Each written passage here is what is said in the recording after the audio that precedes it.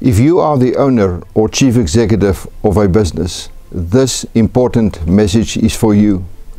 Unchecked compliance with employment equity is a high-risk business decision. Consequently, be very careful about what your HR manager puts in front of you to sign.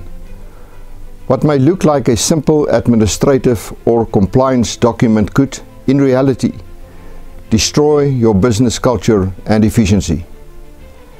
HR officials are often quick to comply with government-driven business-hostile policies, such as employment equity, without questioning or understanding the underlying implications thereof.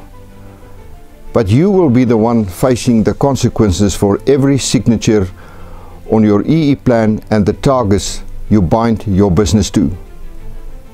No one can run a business on a race, gender and disability spreadsheet. You can never deviate from appointing people on merit.